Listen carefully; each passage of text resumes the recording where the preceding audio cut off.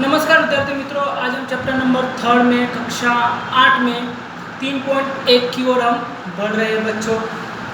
ठीक है, हमारा सवाल था सातवां में हमें एक आकृति दी गई है और हमें पूछा है x plus Y plus Z ज्ञात करें। इन तीनों का योग ज्ञात करना है, x plus Y plus Z, मतलब ये x, ये y और ये z। ठीक है बच्चों, तो मिलेगा कैसे बच्चों? इन दोनों कोणों का योग कितना होता है? 180। अगर ये 90 तो ये 90 आएगा। अगर ये 30 है, अगर ये 30 है तो ये कितना आएगा बच्चों? 150। इन दोनों का योग 180 होगा, इन दोनों का योग 100 होगा। अगर ये 90 तो ये भी 90।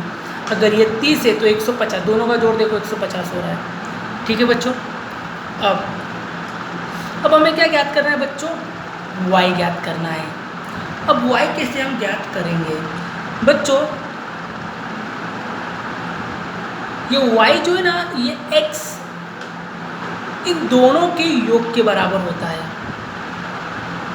देखो बच्चों, ये y की वैल्यू जो होती है ना, ये बहिष कोण दोनों अंत कोण के योग के बराबर होता है। 90 और 30 का जोड़ करोगे तो कितना होगा? 120। ये y की वैल्यू। ठीक है, अगर ये 120 होगा तो इन तीनों को अगर हम जोड़ करें 90, 120, 150 तो कितना होगा? 360। तो ये नियम है बच्चों। तो इस प्रकार से यहाँ पे मैंने सवाल को क्या किया गया है? हल। ठीक है बच्चों, अब हम चलते हैं सवाल नंबर प्रश्नावली 3.2 की ओर। ठीक है बच्चों, अब प्रश्नावली 3.2 में देखेंगे कि निम्नलिखित आकृतियों में से x का मान ज्ञात कीजिए। क्या ज्ञात करने को कहा गया बच्चों में? x का मान। देखो यहाँ पर x का मान कैसे ज्ञात करेंगे? एक फॉर्मूला क्या लिखा है? एक बहुभुज के सभी बाह्य कोणों के माप का योग कितना होता है? 360 होता है।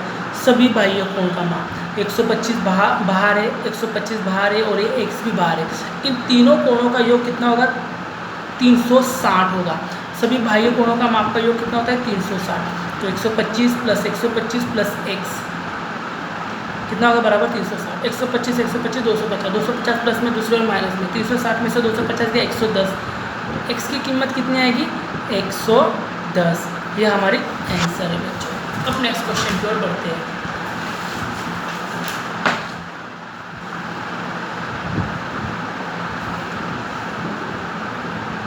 देखो बच्चों, यहाँ पर ये x का मान ज्ञात करना है। यहाँ पर भी नियम है कि एक बहुभुज के सभी बाह्य कोणों के मापों का योग कितना होता है? 360। ठीक है, तो ये 90 है तो बच्चों ये भी 90 होगा। अगर ये 90 है, ठीक है, तो हम देख रहे बच्चों 90, 60, 90, 70 और ये x, ये सभी बाहर के कोण हैं। ये भी बाहर का है, ये भी बाहर का। ये कैसे मिला? ये 90 है। अगर ये 90 है बच्चों तो ये भी 90 आएगा। ये 90 तो बाहर का भी 90 आता है।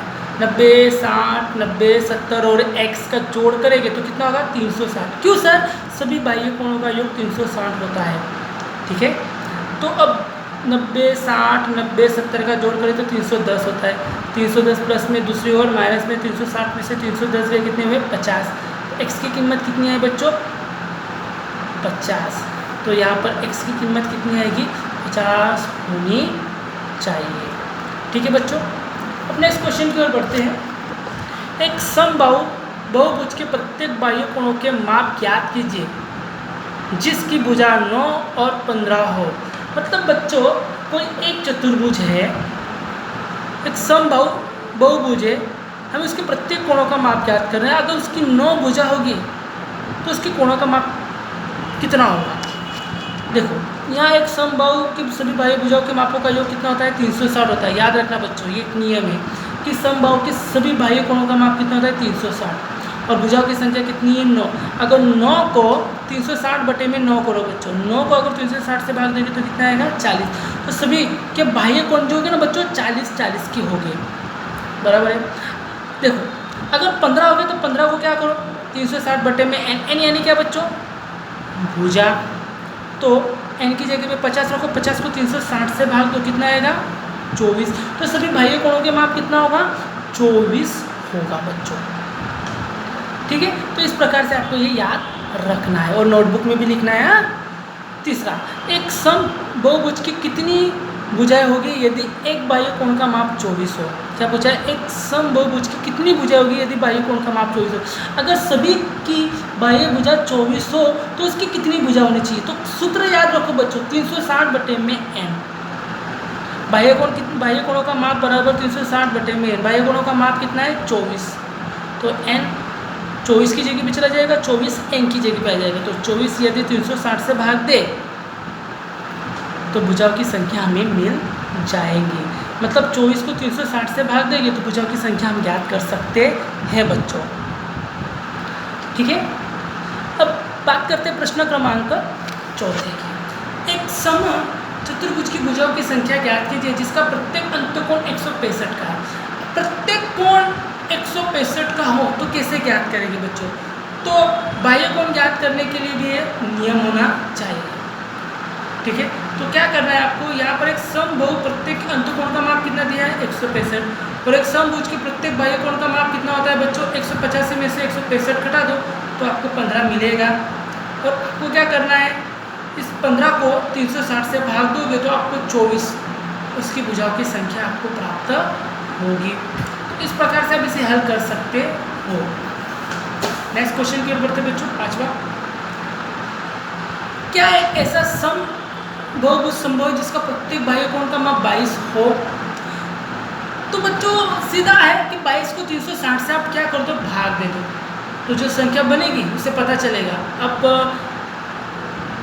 22 और 360 में देखिए तो 2 से भाग आया तो 180 ऊपर 180 है, नीचे 11 है। 11 को 180 से भाग जाता नहीं है, तो बच्चों वो सम चतुर्भुज नहीं बनेगा क्योंकि कोई फिक्स पूर्णांक संख्या नहीं मिल रही है। अगर पूर्णांक न मिलता हो तो सम बहुभुज नहीं होता है, याद रखना। ठीक है, अब आपको बी छठा बी या आपका क्या है बच्चों होमवर्क है, या आपको घर से लिखना है। ठीक है, देख लीजिए ध्यान से, सोल्व क्या हुआ क्वेश्चन है।